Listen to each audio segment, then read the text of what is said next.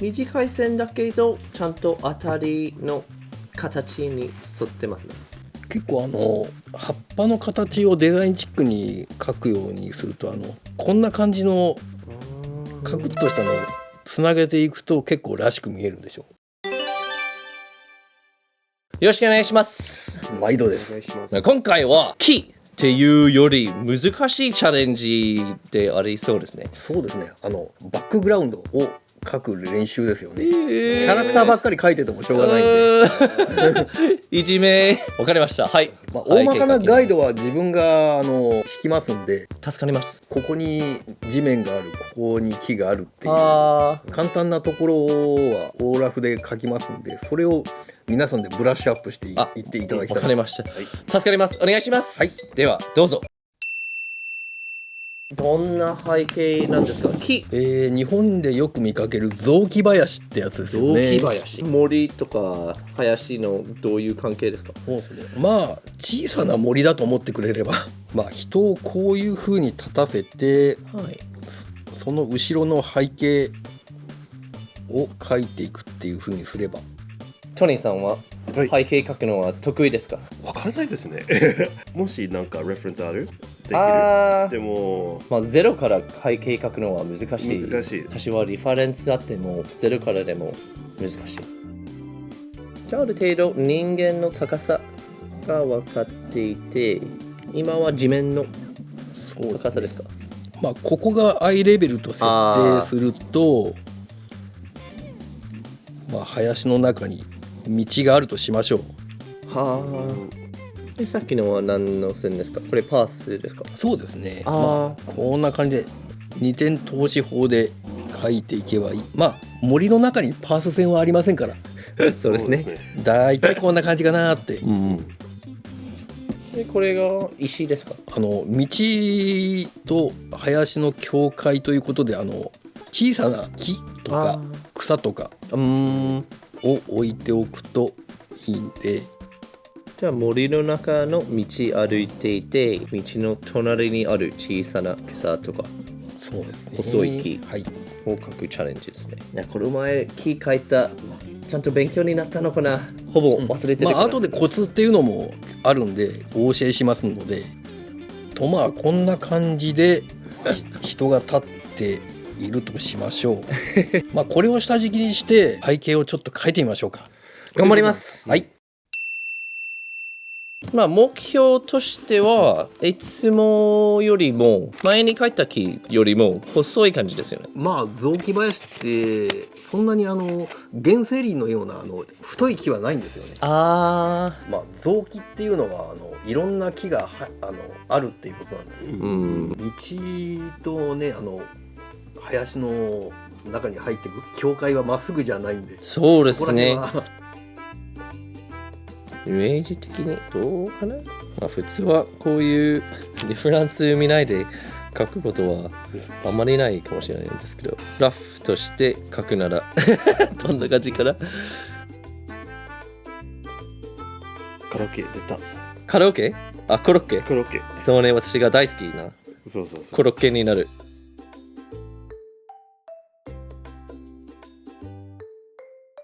こういうコツは形が分からなかったら影入れる。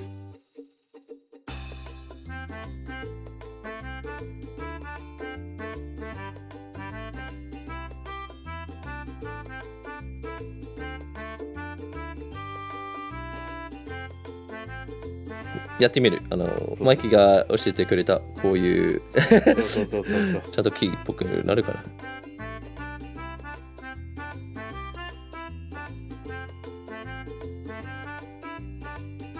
マイキーは泣いてるよ。ちょっとでもなくでも覚えてる。少しだけ前よりクロッケっぽくなってないかな。私今結構適当に影入れているけど、そういうところを教えてもらいたいです。こういうものをもとに背景さんが背景を描いてくれるんですけど、できるだけ意図を伝えておかないと。そうなんですね。ちなみにここが一番濃い線が撮影フレームで、外側の点々がまあ安全フレーム。なるほど。だいたいテレビ画面にはここまで出ますね。念のためにここまで書いた方がいいですか？まあ書くときは結構端まで書いちゃいます、ね。ああ、そうなんだ。一応もしかしたらあっちまで行くと。編集の段階でちょっとこの背景ずらしたいなという時が出てきたりするんですよ。まあ漫画を描く時もそのソフトの中でこういう点々々の線も書いてあるので、ここまで書かないと印刷してくれる時にいろいろディテールが消えますね。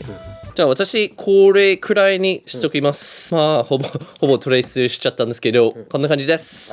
じゃあトニーお願いします。OK。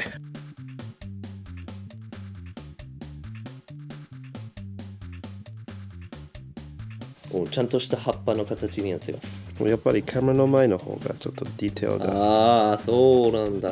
そしてポイントとして曲がってる木入れてくれました。確か私の木は全部同じ種類だよね。そう、今最初フォーグラウンド、ミッドグラウンド、バックのこと考えてもどうやって。そうね、それも勉強になりましたね。この前の宇宙から虫が来た時に、その結構手前と真ん中辺と後ろの背景の勉強。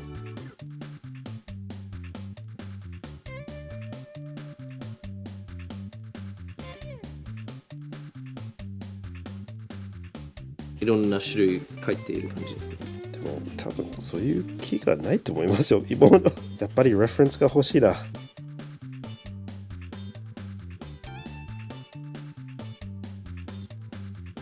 本当にこれがすごい勉強したいです、実は。やっぱり最近キャラクターが多い。やっぱり背景とか後ろのもの、机とか。そうですね。こういう木とか岩とか、あと雲。そう。結構書き方を覚えておくと応用も効くんで、便利。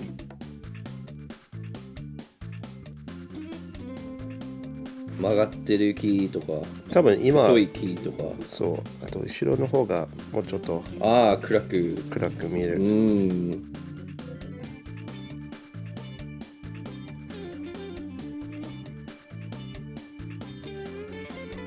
完成です。ありがとうございます。お疲れ様です。はい。では私の絵よりもちゃんと奥がある感じですね。ではアニメーターお願いします。はい。自分で撮ったオーラフを元に描いてみます。お願いします。短い線だけどちゃんと当たりの形に沿ってますね。結構葉っぱの形をデザインチックに描くようにするとこんな感じのカクッとしたのをつなげていくと結構らしく見えるでしょ。なんかダイヤの形だけどちょっと開いてる感じ。細かいところはどういう風に略するか。私の絵だと結構普通に長い線で描いちゃったんですけど、やっぱりもう少し時間をかけてこういう短い線で書き込めばそれっぽくなりますね。おすすめな練習の技ありますか？そうだな。自分は先輩とかの仕事を見て、この人はこういう書き方するんだっていうのを真似て自分なりに解釈して、そういうふうにこういうふうに書けばそれらしく見えるんだなっていうのを学んできたんですけど。やっぱり日本の、学校でもアニメーション業界でもこういうどんな職場で先輩後輩システムで勉強になりますね。でも先輩教えてくんないから。なるほど。先輩後輩システムがあって別に教えてもらうわけじゃなくて真似する。聞けば答えてくれる人もいるけど教えるの下手な人が結構多いから。これリアル。日本でよく言うのが仕事は見て盗めって言うんですけどね。なるほど。英語だと Good artist copy, great artist steal っていう英語あります。でも慣れてくると結構教えたがりの人もいるんで、ただそういう人ってね余計なことまで教えてくれてねうざいんですよ。今書いているこの形はいはいの下に黒にするんですか？そうですね、影つけるとしたらまあじゃああこんな感じになりますけど、こので植木の輪郭で描いた短い線が、中でも結構似たような線を描いても大丈夫でしたね。そうですね、あー上にかぶさってるから下の方は影になって、で小さいへこみのところはまあこんな感じでやってってもいいし、じゃあ影になってるところは別に例えば上の輪郭線がなくても大丈夫ですね。で道のテキスチャーっていうか、まあ、道との境界っていうのが曖昧にするために苔とか小さな芝のようなものを、グラスのようなものを生やしておけば結構ごまかせるんで、あまあ、小さな石とか置いといてもあ雰囲気出るでしょ。でこの長い線は何を表現しますか？地面の凹凸ですね。あ、じゃあトニーが頑張って表現しようとしてた前にある植木、そうですね。合ってたところが大きく葉っぱが見えるところですね。手前にある植木が葉っぱが大きいんですけど、それが近いからそれともこれとこれが違う種類ですか？違う種類と考えてもいいし、手前にあるから大きく描いたって言ってもいいし。やっぱりアニメーションのグレーゾーンは素晴らしいですね。